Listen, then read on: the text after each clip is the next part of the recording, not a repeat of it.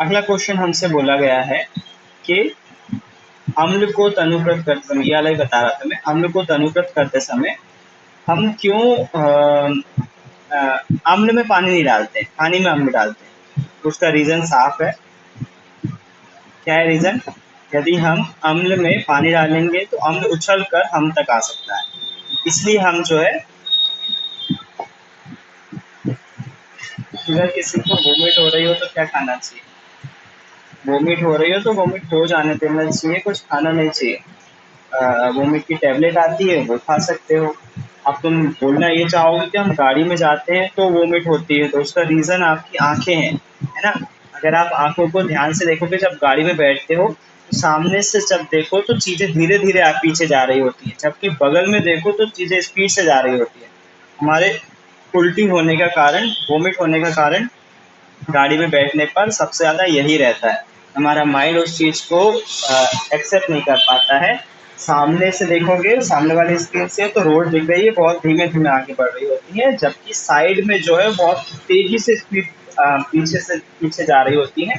इसी कारण से हमें वोमिट का मन करता है और वोमिट होती है। तो अगर हम उस चीज़ को कंट्रोल कर लें तो हमको कुछ नहीं होगा। चलो वापस क्वेश्चन पे जाते हैं। हम पानी में अम्ल मिलाते हैं, अम्ल में पानी नहीं मिलाते, क्योंकि ऊष्माक्षेपीय अभिक्रिया होगी, अम्ल हमारे ऊपर आ सकता है। अम्ल के विलयन को तनुकृत करते समय हाइड्रोनियम आयन की सांद्रता कैसे प्रभावित हो जाती है? अम्ल को पतला करते समय, जाहिर सी बात है, अम्ल को तनुकृत कर रहे हैं, मतलब जैसे मान लीजिए यदि इसमें HCl है, एक बीकर में हमारे पास HCl है, तो इसमें हम पानी मिला रहे हैं, इसमें हम पानी मिला रहे हैं, पतला कर रहे हैं। पतला कर रहे हैं तो आपसे पूछा है कि बताओ हाइड्रोजन आयन किस प्रकार से प्रभावित होंगे? हाइड्रोजन आयन कैसे प्रभावित होंगे? जाहिर सी बात है, कॉमन सेंस से बता सकते हैं हम, आपको मालूम है। ध्यान रखना, थोड़ा सा इस सवाल को समझना। हाइड्रोनियम आयन बोला है तो इसको आप ज़्यादा कंफ्यूज ना हो, आप सिंपल सी बात ये समझो, ये हाइड्रोजन आयन की बात कर रहे हैं, H+ आयन की बात कर रहे हैं, है ना। H+ आयन की बात कर रहे हैं, कोई उसमें अलग बात नहीं कर रहे हैं। हाइड्रोनियम आयन, H+ आयन, अभी के लिए वही समझो, ठीक। तो बोल रहे हैं इसकी सांद्रता कैसे प्रभावित होती है, मतलब सांद्रता कैसे प्रभावित होती है कि मतलब H+ आयन कम होते हैं कि ज़्यादा होते हैं? यदि हम अम्ल को तनु करें, मतलब उसमें पानी मिलाएं, तो हाइड्रोजन, आप खुद बताओ, आपको मालूम है कि अम्लों में H+ आयन पाया जाता है ना। और मेरे पास एक बीकर है, इसमें कोई अम्ल रखा हुआ H+ अम्ल, ठीक, सॉरी H+ अम्ल नहीं, मतलब कोई अम्ल है, HCl है ना, और इसमें कौन सा आयन होगा? H+ ion. यदि हम आपसे बोलें कि इसमें आपने थोड़ा सा पानी मिलाकर इसको तनु कर दिया, पतला कर दिया, थोड़ा सा ज़्यादा हो जाएगी मात्रा, है ना। अब आपसे ये पूछ रहे हैं कि बताओ हाइड्रोजन आयन इसमें बढ़ेंगे कि कम होंगे? जाहिर सी बात है, HCl में पहले हाइड्रोजन आयन था, आपने पानी मिला दिया तो वॉल्यूम तो बढ़ गया, उसका आयतन तो बढ़ गया, लेकिन हाइड्रोजन आयन तो उसके वहीं के वहीं है ना। तो हाइड्रोजन आयन वॉल्यूम की तुलना में, आयतन की तुलना में कम हो जाए, ये वैसी बात हो गई। आप खुद बताओ, होली का रंग लिया आपने और एक मग्गे में घोला, ठीक, और उस मग्गे को यदि हम बाल्टी में घोल दें तो होली का रंग जो होगा वो थोड़ा सा पहले की तुलना में कम गाढ़ा हो जाएगा, अर्थात तनु हो जाएगा। क्या हुआ? कलर कम हो गया है ना। सेम केस, अम्ल को अगर हम तनु करें, मतलब उसमें पानी मिलाएं, तो हाइड्रोनियम आयन क्या होंगे? कम हो जाएंगे। इसका आंसर सिंपल सा है। अगर हम अम्ल के विलयन को तनुकृत करते हैं तो हाइड्रोनियम आयन की सांद्रता कम होती जाती है। हाइड्रोजन आयन कैसे हो जाते हैं? कम होते जाते हैं। केवल एक चीज लिखना है बस, और समझ में आ जाना चाहिए। होली के रंग से एग्जाम्पल याद रखो, अगर होली का एक पैकेट रंग अगर हम मग्गे में घोलते हैं तो वो कलर गाढ़ा बनेगा। उसी होली के रंग को यदि हम एक बाल्टी पानी में घोलते हैं तो वो कम गाढ़ा बनेगा, है ना। उसी प्रकार से अम्ल है तो उसमें हाइड्रोजन आयन जो है वो ज़्यादा मात्रा में, उसको यदि हम पानी में घोल दें तो हाइड्रोजन आयन की सांद्रता कम हो जाएगी। बिल्कुल सिंपल रखो। अगला देखो, जब सोडियम हाइड्रोक्साइड विलयन में आधे के क्षारक मिलाते हैं तो हाइड्रोक्साइड आयन क्या होता है? ये देखो, इसका उल्टा पूछा जस्ट। अभी बोला था कि तनु प्रयोग करें तो क्या होगा, और बोल रहे हैं यदि मान लीजिए हमारे बीकर में NaOH का कोई विलयन रखा हुआ है, NaOH रखा हुआ NaOH है तो इस क्षारक होगा, इसमें OH माइनस आयन होंगे, और बन रहे हैं इसमें यदि हम और NaOH मिला दें, NaOH और मिला दें तो OH आयन की सांद्रता का क्या होगा? जाहिर सी बात है, पहले से NaOH से पानी नहीं मिल रहा है, आप NaOH ही मिला रहे हैं, NaOH और मिला दोगे OH की सांद्रता बढ़ जाएगी, OH आयन बढ़ जाएगा। ये वही बात हो गई कि यदि एक मग्गे में होली का कलर रखा हुआ है जो कि कलरफुल है, और इसमें आप और ज्यादा होली का कलर मिला दो तो ये कलर और ज्यादा गाढ़ा हो जाएगा। सेम केस ये वाले सवाल में बोल रहे हैं, सोडियम हाइड्रोक्साइड के विलयन में क्षारक और मिला दें तो हाइड्रोक्साइड आयन का क्या होगा? जाहिर सी बात है, हाइड्रोक्साइड आयन बढ़ जाते हैं, बढ़ जाएंगे, बस इतना सा लिखना है। इसमें पानी मिलाया था ना अपन ने, तो हाइड्रोजन आयन कम हो गए, इसमें अपन ने क्षारक मिलाया है इसलिए हाइड्रोक्साइड आयन बढ़ जाए। बहुत सिंपल है, बहुत simple. Please let me know अगर कहीं पर भी समझ में नहीं आया कुछ तो मुझे बता दीजिए, मैं बता दूँ। क्या एक टेबल बनी हुई है, बोला हुआ है इन सबके पीएच मान पता कर। लार खाने के पहले, लार खाने के बाद, जाहिर सी बात है अलग अलग पीएच आएगा, इसलिए उन्होंने बोला है। नींबू का रस का पीएच, रंग रहित वातित पेय, रंग रहित वातित पेय, मेरे ख्याल से कोल्ड ड्रिंक का बोल रहे हैं जो कि कलरफुल ना हो। गाजर का रस, कॉफी, टमाटर का रस, नल का जल, और 1 m NaOH और HCl। एक मोलार लिखा हुआ है, मोलार क्या होता है? इसकी सांद्रता की इकाई होती है मोलरता। एक मोलर NaOH लिखा हुआ है, इसकी सांद्रता गाढ़ेपन को नापते हैं, एक मोलर पूछते नहीं है, हालांकि 11 क्लास में पढ़ते।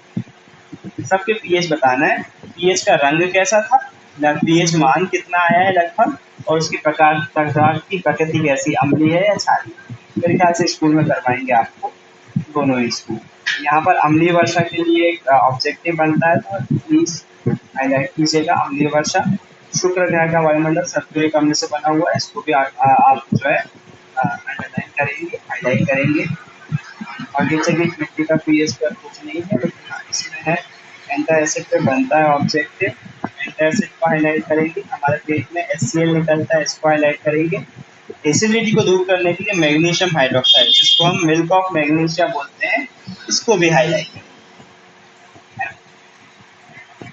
मिल्क का पीएच कितना होता है? 5.5 होता है, इससे कम नहीं होना चाहिए। इसके ऊपर जो परत होती है उसको इनेमल बोलते हैं, हाईलाइट करेंगे। इनेमल काय से बना होता है? Calcium hydroxyapatite, calcium hydroxyapatite से बना होता है। इसका फॉर्मूला बहुत टफ है, इसलिए बुक में खुद नहीं लिखा। मधुमक्खी, इसके ऊपर हमारे पाचन का पीएच, हमारे पेट में हाइड्रोक्लोरिक अम्ल होता है, इसका इलाज एंटासिड से किया जाता है। इसके इलाज के लिए हम मैग्नीशियम हाइड्रोक्साइड या मिल्क ऑफ मैग्नीशिया जैसे दुर्बल क्षारक का उपयोग करते हैं। तीन चीजें। उसके बाद हमारा इनेमल, इनेमल किससे बना होता है? काय का कैल्शियम हाइड्रोक्सी एपेटाइट। मुंह का पीएच कितना होता है? 5.5। ठीक है। इसके बाद मधुमक्खी के डंक में कौन सा होता है, वो तो आगे आ जाएगा।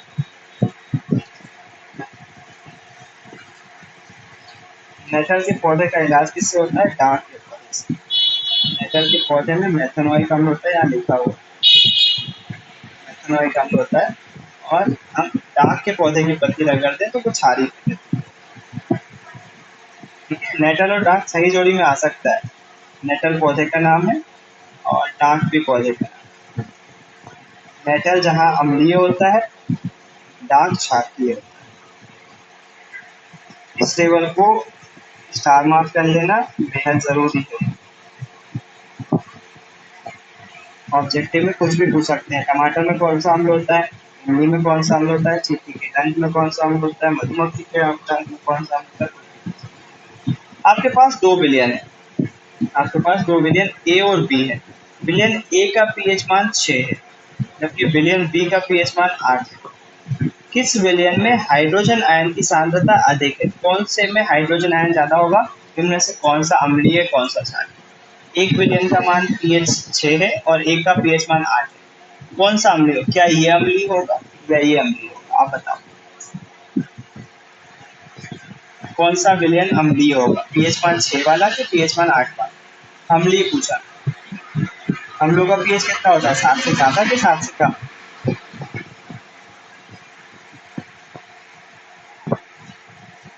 पीएच पैमाना बहुत बड़ी, 7 से कम होता है अम्लों का और क्षारकों का 7 से ज्यादा। हमसे बोला है पीएच मान जिसका 6 होगा वो अम्लीय होगा, जाहिर सी बात है क्योंकि 7 से कम पीएच है ना। लेकिन हमसे क्वेश्चन क्या पूछा है? हमसे पूछा है किस विलयन में हाइड्रोजन आयन ज्यादा होगा। भाई आपको पता होना चाहिए, अम्लों में हाइड्रोजन आयन ज्यादा होता है और क्षारकों में OH माइनस हाइड्रोक्साइड आयन ज्यादा होता है। जाहिर सी बात है, जब अम्ल ये है तो इसी में हाइड्रोजन आयन भी ज्यादा होगा, कॉमन सेंस। और बोला इनमें से कौन सा अम्लीय क्षारीय, तो पीएच मान 6 वाला अम्लीय है, पीएच मान 8 वाला क्षारीय। बहुत बढ़िया आंसर आया, बहुत बढ़िया, अच्छा लगा। H प्लस आयन की सांद्रता का विलयन की प्रकृति पर क्या असर पड़ता है? तो सिंपल सा यही पूछा है अपन से, H प्लस आयन की सांद्रता का विलयन की प्रकृति मतलब विलयन अम्लीय हो जाता है क्षारीय। जाहिर सी बात है, जैसे जैसे H प्लस आयन की सांद्रता बढ़ती जाती है, H प्लस इसको दिखाता है अम्लीयता को, वैसे वैसे अम्ल भी प्रबल अम्ल होता जाता है। जैसे जैसे H प्लस आयन जो है वो बढ़ता जाता है, अम्ल भी प्रबल होता जाता है, अम्लीयता बढ़ती जाती है। जैसे जैसे H प्लस आयन कम होता जाता है, विलयन जो है वो कम अम्लीय हो जाता है। H प्लस आयन बढ़ेगा तो प्रबल अम्ल बनेगा, H प्लस आयन कम होगा तो दुर्बल अम्ल बनेगा। सिंपल सी बात। क्योंकि जितना ज्यादा H प्लस होगा अम्ल उतना ही ज्यादा तेज होगा, H प्लस आयन जितना कम होगा अम्ल उतना ही ज्यादा मंद होगा, है ना। क्या क्षारकीय विलयनों में भी H प्लस आयन होते हैं? अगर हाँ तो ये क्षारकीय क्यों होते हैं? तो इसका रीजन मैंने पीएच पैमाने में दिखाया था, आपको बताया था कि भाई पीएच पैमाने को देखो ध्यान से, इसमें देखो क्षारकों में भी नीला, देखो ये नीला क्या दिखा रहा है, H प्लस आयन दिखा रहा है। क्षारकों में भी H प्लस आयन होते हैं, है ना, लेकिन OH आयन ज्यादा होते हैं। उसी प्रकार से अम्लों में भी OH आयन होते हैं, लेकिन H प्लस आयन ज्यादा होते हैं। तो अपना आंसर यही रहेगा। क्वेश्चन पूछा है भाई बताओ क्षारकों में H प्लस आयन होते हैं, तो फिर वो क्षारक कैसे हुए? हम बोलेंगे क्षारकों में H प्लस आयन होते हैं लेकिन OH माइनस आयन ज्यादा मात्रा में होते हैं, जिससे इनका प्रभाव निष्क्रिय हो जाता है, ये प्रभाव नहीं रख पाते और इसीलिए क्षारक क्षारक होते हैं, क्षारकीय विलयन क्षारक होते हैं, है ना। क्यों? क्योंकि उसमें OH माइनस ज्यादा होता है, H प्लस होते हैं लेकिन कम मात्रा में मौजूद होते हैं, OH ज्यादा मात्रा में मौजूद होते हैं, इसलिए ये क्षारकीय प्रकृति के होते हैं। ठीक। कोई किसान खेत की मृदा में किस परिस्थिति में बिना बुझा हुआ चूना, कैल्शियम ऑक्साइड, बुझा हुआ चूना या चौक का उपयोग करेगा? आप तीनों चीजों को देखो, तीनों चीजें क्षारक। किसान अगर क्षारक डाल रहा है मिट्टी में तो उसको कहीं ना कहीं से ये पता चला है कि उसकी मिट्टी अम्लीय हो गई, तो हम इसके आंसर में यही लिखेंगे, कोई किसान खेत की मृदा में अगर इन तीनों चीजों का इस्तेमाल कर रहा है, अर्थात उसकी मिट्टी जो है वो अम्लीय हो गई और उसकी अम्लीयता को दूर करने के लिए किसान उसमें क्षारक मिला रहा है ताकि मिट्टी का उपयोग फसल उगाने के लिए किया जा सके। ठीक है, तो ये याद रखोगे। किसान कब डालेगा चूना पत्थर या चूना वगैरह कब डालेगा? जब मिट्टी की अम्लीयता बढ़ जाएगी, तो अम्लीयता को कम करने के लिए वो उसमें क्षारक मिलाएगा।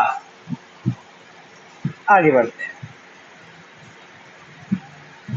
लवणों का पीएच क्या होगा? तो लवण परिवार पढ़ रखे अपन ने, लवण का पीएच मान कैसा हो सकता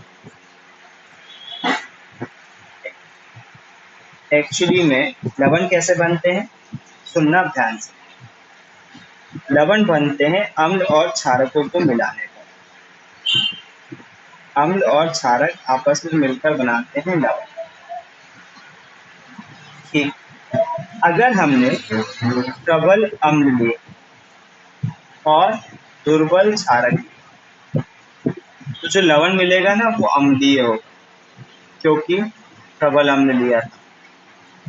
यदि हमने दुर्बल अम्ल लिया और प्रबल क्षारक लिया तो जो लवण बनेगा ना वो क्षारकीय प्रकृति का होगा। यदि हमने प्रबल अम्ल और प्रबल ही क्षारक ले लिए तो जो लवण बनेगा वो उदासीन बनेगा, ना अम्लीय होगा न क्षारकीय।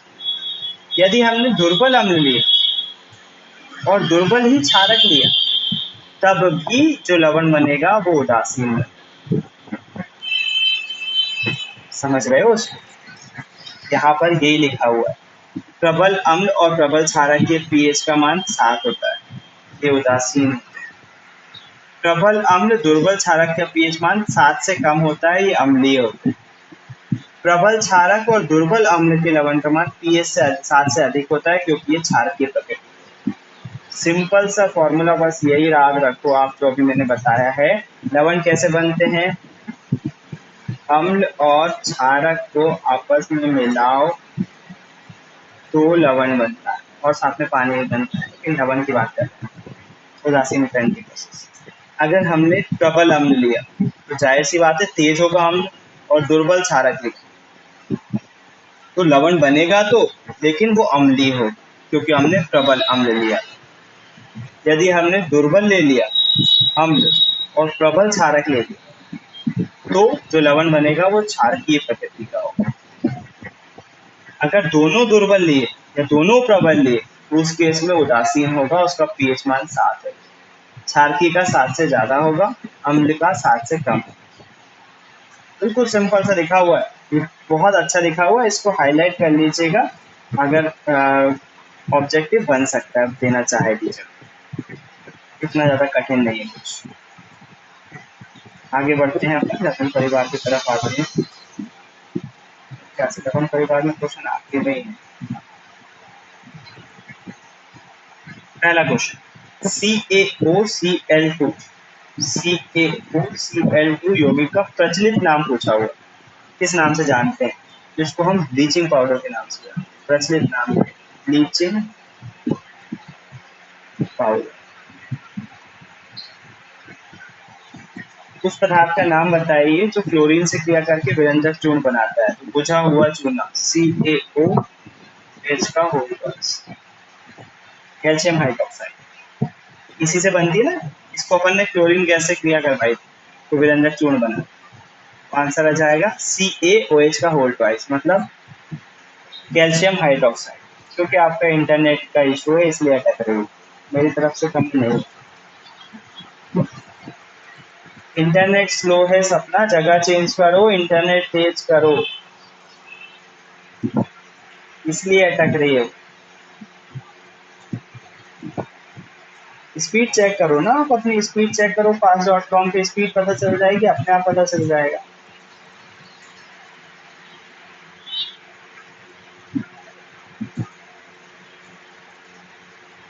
मैं क्या करूं, अब आपका इंटरनेट स्लो है तो मैं कुछ नहीं कर सकता उसमें। कठोर जल को मृदु करने के लिए किस सोडियम यौगिक का उपयोग किया जाता है। कठोर जल को मृदु करने के लिए मैंने आपको पढ़ाया हुआ है, सोडियम जो कार्बोनेट होता है, मतलब धावन सोडा जो होता है ना, उसका उपयोग करते हैं हम कठोर जल को मृदु करने के लिए। Na2CO3.10H2 जो धावन सोडा होता है उसका उपयोग मैंने बताया था कठोर जल को मृदु करने के लिए किया जाता है। ये क्वेश्चन अच्छा है, ऑब्जेक्टिव में आ सकता है। सोडियम हाइड्रोजन कार्बोनेट के विलयन को गर्म करने पर क्या होगा। तो सोडियम हाइड्रोजन कार्बोनेट क्या है, सोडियम मतलब Na, हाइड्रोजन मतलब H और कार्बोनेट मतलब CO3। सोडियम हाइड्रोजन कार्बोनेट मतलब खाने का सोडा। इसको गर्म करने पर क्या होगा, अपन को मालूम है, सोडियम कार्बोनेट बनेगा Na2CO3, साथ में बनेगी CO2 गैस और साथ में बनेगा पानी। ये कहाँ पढ़ा है अपन ने? जब धावन सोडे को बनाना सीख रहे थे तब अपन ने खाने के सोडे को गर्म किया था, और मैंने बोला था कि तवे पर घर पर इसको गर्म करना, आप देखोगे सोडियम कार्बोनेट बनेगा, उसमें पानी मिलाओगे तो चिकनाहट महसूस होगी, जबकि खाने का सोडा खुरदुरा होता है, चिकना नहीं रहता, वो पानी में पूरी तरह से घुल जाता है ना। तो सोडियम कार्बोनेट बनता है, ये रिएक्शन इसी तरह से। प्लास्टर ऑफ पेरिस की जल के साथ अभिक्रिया लिखी, उल्टा अभिक्रिया लिखा। प्लास्टर ऑफ पेरिस की अभिक्रिया कैसे लिखेंगे? CaSO4 डॉट हाफ H2O, और अगर हम इसकी जल के साथ अभिक्रिया करवाते हैं, मतलब H2O मिलाते हैं, तो हमें जिप्सम प्राप्त होता है, CaSO4 डॉट 2H2। अब यहाँ 2 है पानी के अणु, यहाँ आधा है, यहाँ अपन को 1.5 पानी का अणु लिखना पड़ेगा ताकि 1.5 और आधा 2 हो जाए, है ना। इस अभिक्रिया में और कुछ अंतर नहीं, बस पीओपी मतलब calcium sulphate hemihydrate, CaSO4 dot half H2, इसकी अभिक्रिया H2O से करवाना है, चेंजेस टू क्या बनेगा? Calcium sulphate dual hydrate 2H2, इसको बोलते हैं चिप्स, है ना। यहाँ देखो रिएक्शन बैलेंस करना है, आधा हो चुका है, यहाँ पर 2 है, 2 में से आधा हो चुका है, 1.5 बाकी है, यहाँ 1.5 लगा दें, एक सही एक बचे, रिएक्शन बैलेंस हो जाएगा। जिप्सम को गर्म करो तो पीओपी बनता है, पानी निकल जाता है, पीओपी में पानी डालो तो वापस जिप्सम मिल जाएगा, है ना, और हार्ड होता है।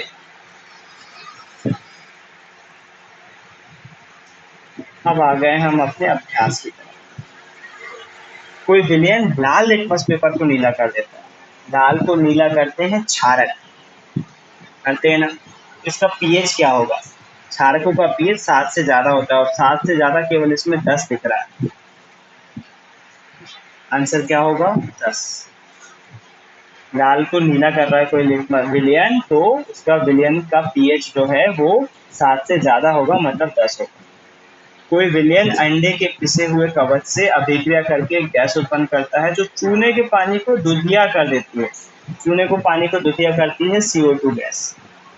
साइंस क्लब में करवाया वाला प्रैक्टिकल, चूने का पानी मतलब CaOH का होल पर, इसमें अगर CO2 मिलाते हैं तो वो कैल्शियम कार्बोनेट बनाता है और चूने का पानी दुधिया होता है।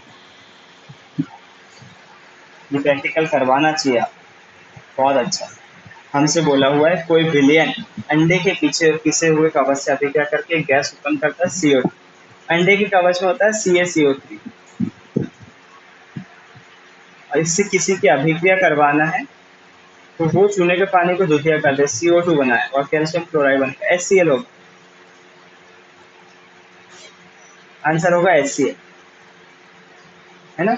HCl से अभिक्रिया करने पर अगर हम अंडे के कवच में HCl डालें, अभी जस्ट अपन ने ऊपर अभिक्रिया लिखी, एक तो कैल्शियम क्लोराइड बनता है, साथ में CO2 गैस बनती है, साथ में पानी निकल जाता है, ये अभिक्रिया होती है।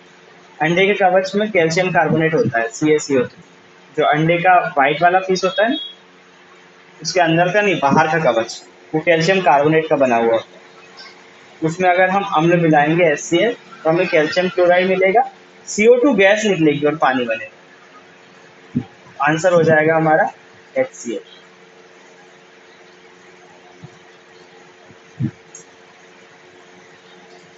NaOH का 10, आज ज़्यादा तो नहीं हो गया, नहीं तो रोक दूँ क्लास, 7:23 हो गया, हाँ टाइम तो हो गया है वैसे, क्योंकि मुझे ऐसा लग रहा है कि क्वेश्चन आंसर ऐसा लग रहा है तो हम लोग पे बहुत ज़्यादा बर्डन बन गया एकदम से तुमको ऐसा लग रहा हो कि यार ये आ नहीं रहा, बहुत सारे बच्चों से बने हैं हालांकि, है ना, लेकिन एक काम करते हैं, क्वेश्चन आंसर को ज़्यादा जल्दबाजी में नहीं लेते हैं, अच्छी क्लास को यहीं रोकते हैं, पूरे वैसे भी नहीं हो पाएंगे, तो बचे हुए क्वेश्चन अपन कर लेंगे, है ना।